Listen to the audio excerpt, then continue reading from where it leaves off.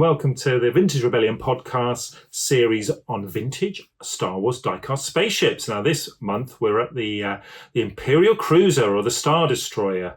This is the last in the Wave 2 ships, and apologies for the delay in releasing this one. I've been waiting for a Kenner first issue one to arrive. You think they were relatively common, but couldn't find one for love nor money recently. Arrived, I just knocked it off my sofa, which wasn't the cleverest thing to do. No harm done though. But anyway, we're going to start off with the loose ship. So here she comes. You can imagine the beginning of Star Wars, the Star Destroyer looming through the screen. Picture the music or listen to the music. And this is a great little replica of the Star Destroyer. Very accurate. It's the smallest in scale of all the die-cast toys, just purely because this would be enormous if it was to scale to the TIE Fighters or the X-Wing or something. It comes with this great action feature on the bottom. Sliding door, so you can remove the Tantive, or the Tantive, however you want to say it. Pretty easy just to say Blockade Runner. Tantive 4. There we go. Blockade Runner. Lovely little replica there. We've got a little projection on the top that clips in to the base of the toy. Fantastic toy. Now, first up, which is the very item I've just knocked off the sofa, you can see it's come to no harm. This is the Kenner first issue Imperial Cruiser. Now, unlike all the other toys, and the Millennium Falcon and the Y-Wing in the Series 2 ships, there was no need to correct the text on this one, because this is the source of the erroneous text that we see on the others. You can see on the back, this is the authentic replica of the Empire's largest spacecraft. It has that Star Wars excitement with this finely detailed replica of the Empire's largest spacecraft. Now, that text is on the back of the Millennium Falcon and the Y-Wing before it was corrected. Otherwise, packaging is very similar.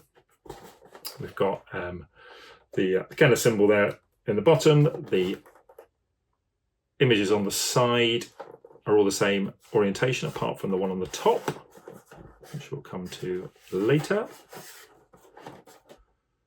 And on the back, we have images of the Wave 1 ships, the Landspeeder, X-Wing Fighter, TIE Fighter, and Darth Vader TIE Fighter, and the prototypes of the Wave 2. You can see those sort of polystyrene. Imperial Cruiser, Millennium Falcon, and Y-Wing. But that's a lovely, lovely item. That's a box coming for that soon. Next up, Kenner did the special offer. So exactly the same box. I don't have one of these, although I've got my eye on one at the moment, just from debating whether to pull the trigger. But the special offer ship had the same packaging, but it came with a battle scene. And this one was the Outpost Command battle scene, a piece of cardboard with two Imperial cruisers on flying along, and you could place your toy with those to create a battle scene. And that board was packaged behind the card with the blister on. Very nice item. The special offers are some of the rarest in the die-cast line. And then there's no need for the corrected text version, so we go straight to The Empire Strikes Back. Now you'll see the major change on this one is no more the Imperial Cruiser. Probably changed its name to avoid confusion with the Imperial Troop Transport, which the Sears version became the Imperial Cruiser, but I'm not sure. But it's known as the Star Destroyer here. But otherwise, very similar packaging to the Star Wars release. Main difference being that the Wave 2 ships have now replaced by photographs of the actual toys, and the orientation of the side panels are all the same. But who doesn't love a Star Wars ship and Empire Strikes Back packaging? Looks great, that one.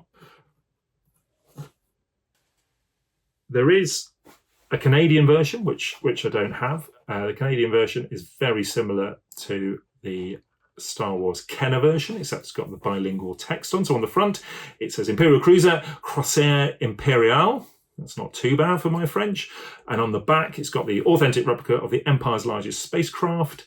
And then the French for that, which is Reproduction Authentique. That's fairly obvious. De plus grande Novi Spatiale de l'Empire. So I think something like that anyway. Apologies to the French and the Canadians out there. But that's a nice item. Quite hard to find the French-Canadian the French-Canadian Kenner boxes. So I'm keeping my eyes peeled for one of those to complete that run.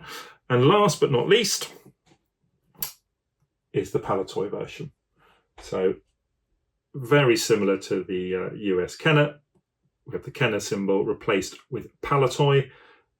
at the bottom of the box, front and back, but otherwise it's identical. So we have those pre-production polystyrene Wave 2 ships and the photographs of the Wave 1, and the exciting feature there of the blockade runner coming out of the Imperial cruiser.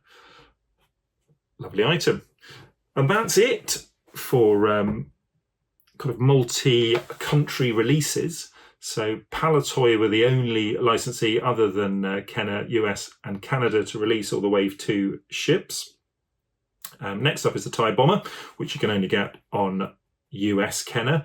And then the Empire Strikes Back ships, the Snowspeeder, Slave 1 and the Twin Pod Cloud Car, all came on Kenner cards. You could buy them in Britain and I think elsewhere in Europe, but they didn't have the different nationality packaging. So these videos are going to get shorter and shorter. Maybe a good thing, I don't know. But next up, TIE Bomber. See you then. Thanks for watching.